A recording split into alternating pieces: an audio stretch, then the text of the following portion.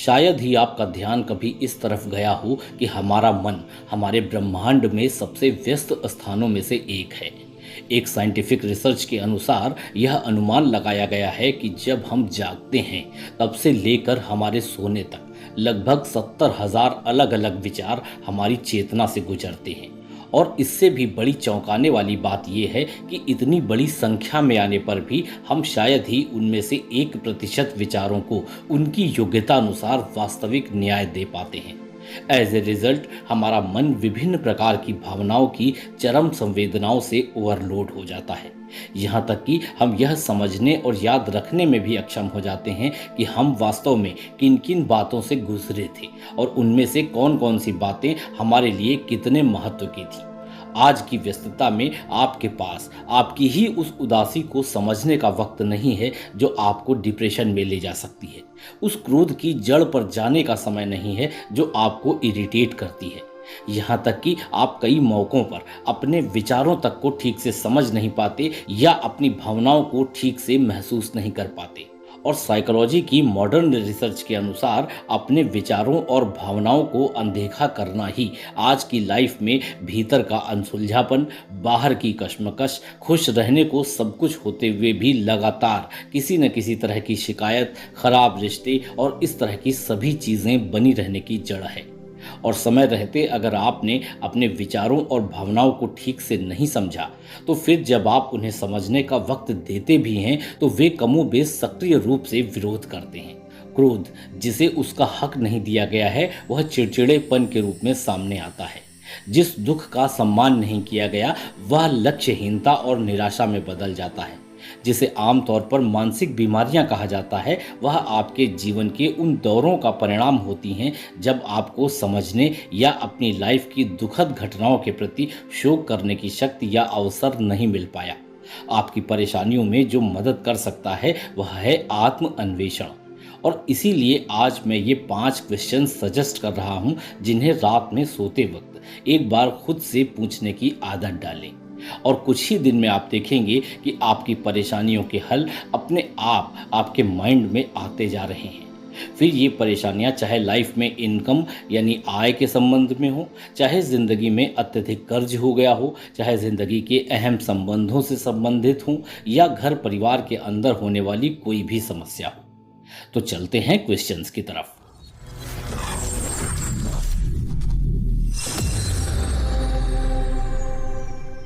पहला सवाल, मैं वास्तव में किस बात को लेकर चिंतित हूँ? एक्चुअली बहुत ही कम लोग जानते हैं कि वे अपनी लाइफ में जिन बातों को लेकर चिंतित हैं उनमें से 70% चिंताएं केवल उनका समय बर्बाद कर रही हैं और बाकी की 30% में भी 14% ऐसी हैं जो बाकी की 16% को हल करने की ताकत रखती हैं। थोड़ा ज़्यादा कैलकुलेटिव बता दिया मैंने, लेकिन अगर आप इन फिगर्स में न जाना चाहें और मैं थोड़ा सीधी भाषा में कहूं तो यह पहला सवाल सुनने में जरूर अजीब है, लेकिन जब आप रोज़ रात बेड पर जाने के बाद एकदम शांति में इस सवाल को खुद से पूछना शुरू करेंगे तो बहुत जल्दी ही आप देखेंगे कि आपकी लाइफ से व्यर्थ की चिंताएं अपने आप कम होती जा रही हैं। हम अक्सर यह जान ही नहीं पाते कि जिन बातों को लेकर हम चिंतित हैं उनमें से किस बात को लेकर हमें गहराई में चिंतित होना चाहिए। यह सुनकर आपको अजीब लग सकता है। निश्चित रूप से अगर आप चिंतित हैं तो यह अपेक्षा आपसे जायज़ है कि आप अपनी चिंता के कारण की खोज करें, लेकिन सामान्यतः हमारा दिमाग इस अत्यंत तार्किक तरीके से काम नहीं करता।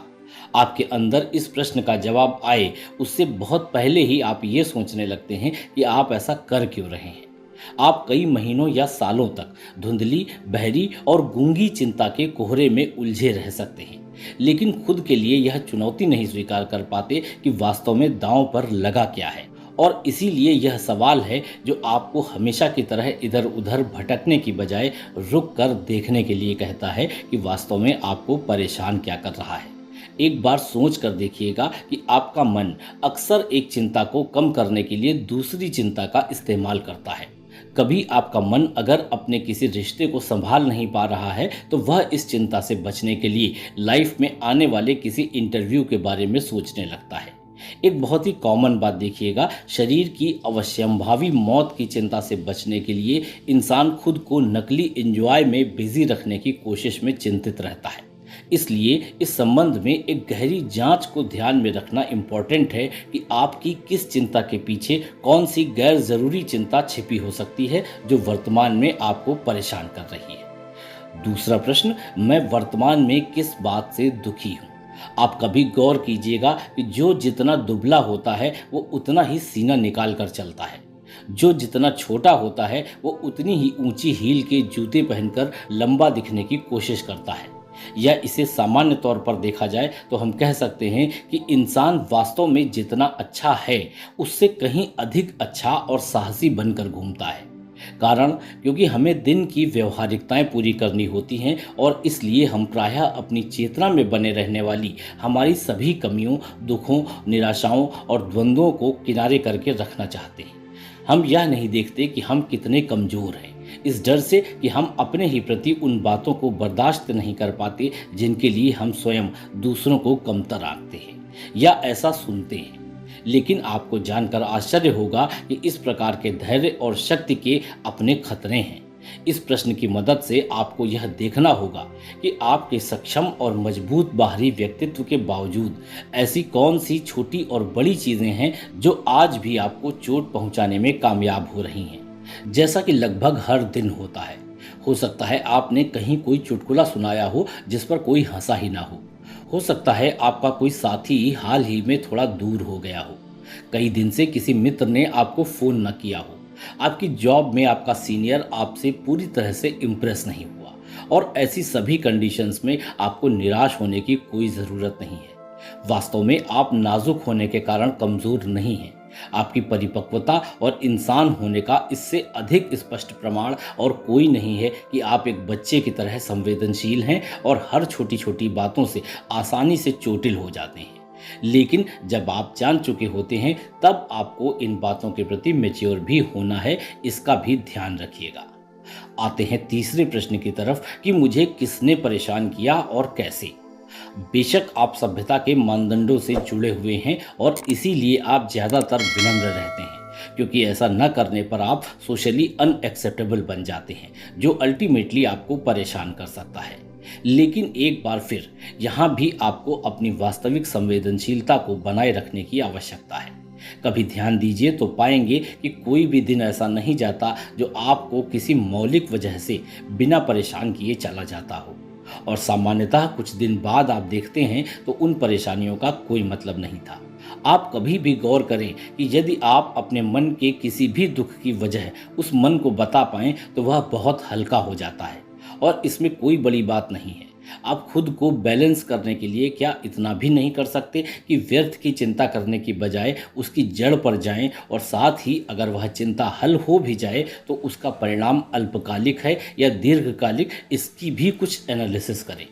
अगर आप भाग्यशाली हैं तो आपके माता पिता इस काम में आपका सहयोग कर सकते हैं, और अगर आप अकेले रहते हैं तो जान लीजिए कि अब आप खुद के लिए सबसे इंटेलिजेंट संरक्षक हैं। हम इस पूरे प्रोसेस को इंटरनली भी कर सकते हैं और अपने इनर एडल्ट का उपयोग हमेशा छोटी छोटी बातों से परेशान होने वाले लेकिन आसानी से समझ जाने और शांत हो जाने वाले अपने इनर चाइल्ड को हील करने के लिए कर सकते हैं। चौथा सवाल, मेरा शरीर क्या चाहता है? आप शायद ही जानते होंगे कि आप जो भी महसूस करते हैं लेकिन उसे प्रोसेस नहीं कर पाते, वही आपके शरीर में पीठ दर्द, कंधों में तनाव, पेट में गांठ और दिल में घबराहट के रूप में समा जाते हैं। अगर आपने काफ़ी मैच्योर दिखने के लिए किसी के ऊपर आए हुए गुस्से को दबा दिया, किसी अपने के प्रति एकदम से उठे प्रेम को जाहिर न किया, किसी अत्यधिक प्रिय की वजह से आपने अपने आंसुओं को अंदर ही रोक लिया, तो यह सब आपके शरीर में किसी न किसी ग्रंथि यानी गांठ के रूप में इकट्ठा हो जाता है। अपने शरीर के साथ अधिक सहजता से रहने के लिए आपको नियमित रूप से उन भावनाओं को बाहर निकालना ही होगा जिनका बोझ आप पर अनुचित रूप से पड़ गया है। आपको अपने शरीर को सिर से लेकर पैर तक मेंटली स्कैन करना चाहिए और खुद से पूछना चाहिए कि आपकी बॉडी के प्रत्येक अंग को अभी क्या एक्सपेक्टेशन है।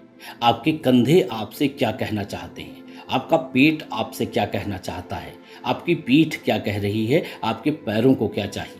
मैं जानता हूँ ये बातें आपको अजीब लग रही होंगी, लेकिन मैं आपको बता दूँ कि आपके खुद से इन प्रश्नों को पूछते ही आपके शरीर के कई दर्दों की दवा आपको न मिल जाए तब कहिएगा।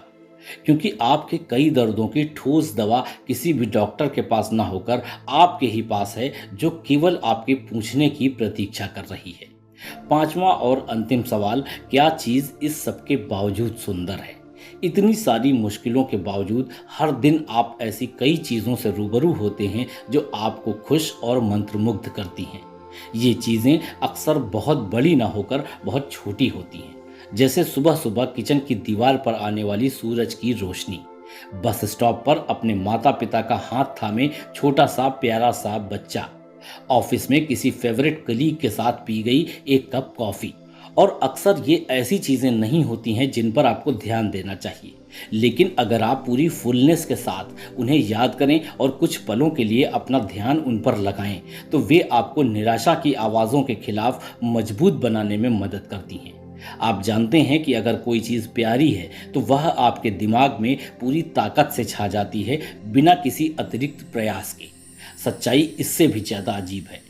आपको इन्हीं खूबसूरत पलों से खुशी निचोड़ने के लिए केवल सचेत प्रयास करने की ज़रूरत है, जो आपके द्वारा आपकी रोज़मर्रा की ज़िंदगी बन जाने के कारण भुला दिया गया है।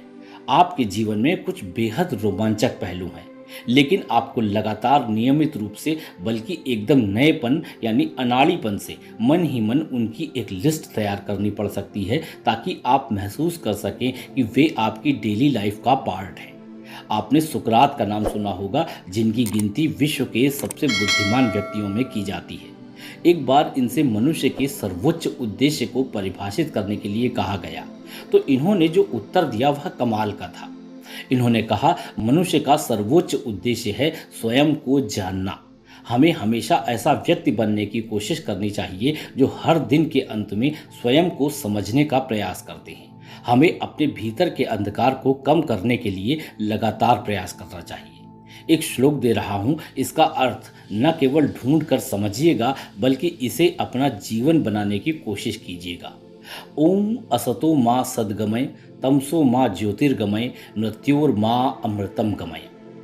और फाइनली मैं उम्मीद करता हूँ कि आपको इस वीडियो को देखने सुनने के बाद कुछ अच्छा अवश्य फील हुआ होगा और खुद के जीवन में आंतरिक शांति का कोई रास्ता अवश्य दिखाई दिया होगा। मेरा मानना है कि आंतरिक रूप से शांत व्यक्ति ही इस भौतिक दुनिया में सफल होने के लिए खुद के लिए सुटेबल रास्ता खोजने में अपने मस्तिष्क का 100% उपयोग कर सकता है और भौतिक सफलताओं की उपलब्धि के बाद अपनी लाइफ की चौतरफा प्रगति कर सकता है। आज के लिए इतना ही, फिर मिलता हूँ।